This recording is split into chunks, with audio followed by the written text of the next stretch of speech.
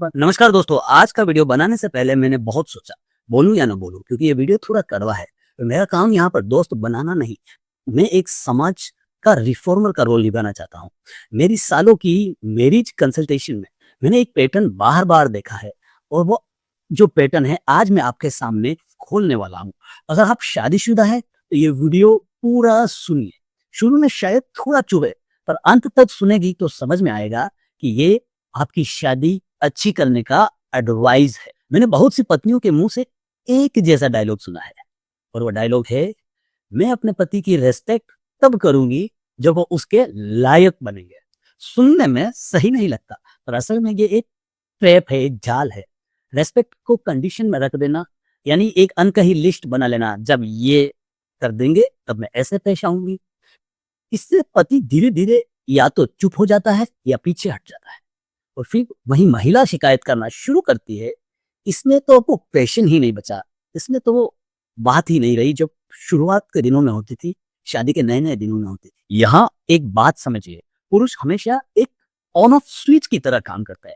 अगर एक बार अगर वो इमोशनली स्विच ऑफ हो जाए, तो उसे वापस लाना बहुत मुश्किल हो जाता है और इसलिए जो नॉर्मल मर्दाना बर्ताव है, मैस्कुलिन एटीट्यूड है, थोड़ा ज़ोर से बोलना, अपनी राय को रखना, चीज़ों को लीड करना, उसे बार-बार टॉक्सिसिटी कहकर दबा देने से असल में रिश्ते को कमज़ोर कर रही होती है आप, मजबूत नहीं। इंस्टाग्राम और वेब सीरीज़ ने आजकल एक्सपेक्टेशन इतनी बढ़ा दी है कि रियल पति, रियल ज़िंदगी में कभी उन पर खरा उतर ही नहीं सकता। किसी की सहेली, किसी की भाभी, कोई एक कहानी सुना देती है और फिर आप तुलना करना शुरू कर देती हैं। और तुलना से रिश्ते में सिर्फ एक चीज बढ़ती है और वो एक चीज है नाराजगी। तो अब सवाल ये है कि करना क्या है। मैं आपको यहाँ पर 3 प्रैक्टिकल टूल्स और स्ट्रेटजी बताता हूँ। पहला, respect first, not respect when earned. रेस इज्जत को इनाम की तरह मत रखिए, इसे बेसलाइन बनाइए। जब आप बिना शर्त सम्मान से पेश आती हैं, तो सामने वाला इंसान डिफेंसिव नहीं होता, वो खुलता है और यही तो वो जगह है जहां असली बदलाव शुरू होता है, डर से नहीं, सुरक्षा से। दूसरा, कंप्लेंट वर्सेस रिक्वेस्ट का फर्क समझिए। तुम कभी मेरी सुनते ही नहीं, ये कंप्लेंट है, ये एक दीवार खड़ा करता है। मुझे लगता है कि अगर हम हफ्ते में एक बार बैठ कर बात करें तो अच्छा रहेगा। ये रिक्वेस्ट है, ये रिक्वेस्ट जो है दरवाजे को खोलता है और इसे ही हमारे एनएलपी की लैंग्वेज में कहा जाता है रीफ्रेमिंग। रीफ्रेमिंग का मतलब यह है अपनी भाषा को बदलिए, रिजल्ट बदल जाएगा।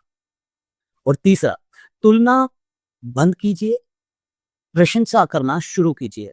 हर हफ्ते में एक चीज ढूंढिए जो आपके पति ने अच्छी की, छोटी ही सही, और उसे जुबान पर लाइए।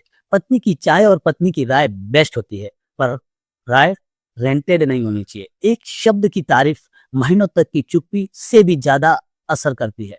और साथ ही जो चीजें एक्सेप्टेबल नहीं हैं, उन्हें कंफ्यूज मत कीजिए। डोमेस्टिक वायलेंस, गाली गलौज, अत्याचार, इनके लिए एडजस्ट नहीं करना है, स्टैंड लेना है। इसके लिए देश ने कानून भी बनाया है और बैलेंस समझना जरूरी है। हर बार शिकायत बर्दाश्त करना कमजोरी नहीं है, पर हर छोटी बात पर दीवार खड़ा करना भी रिश्ते को कभी बचाता नहीं है। तो मैं यहाँ किसी को दोष नहीं दे रहा, ना पूरी तरह पुरुषों को, ना ही पूरी तरह महिलाओं को। मैं बस वो पैटर्न बता रहा हूँ जो सालों की कंसल्टेशन में मुझे दिखा। और अच्छी खबर ये है कि अगर आप पैटर्न को पहचान लो तो उसे बदला भी जा सकता है। अगर आपको भी लगता है कि आपकी शादी में भी कहीं कंडीशनल रेस्पेक्ट, कंप्लेंट लैंग्वेज, तुलना वाला पैटर्न घर कर गया है, तो आप अकेले मत जूझिए। मेरा free master your mind seminar join कीजिए, जहां पर मैं आपको सिखाता हूं कि कैसे अपनी शादी को एक टॉक्सिक मैरिज से डिवाइन मैरिज बनाएं और होलिस्टिक लाइफ को जिया जाए। आप व्हाट्सएप नंबर पे हमें कमेंट में लिखिए डिवाइन मैरिज, हम आपको मास्टर योर माइंड का टिकट भेज देंगे। और वीडियो अगर अच्छा लगा है तो चैनल को सब्सक्राइब कर दीजिए, लाइक कर दीजिए और अपने फैमिली ग्रुप में शेयर कर दीजिए। कतराइए मत, क्योंकि शायद किसी और की शादी बचाने में आपका ये छोटा सा काम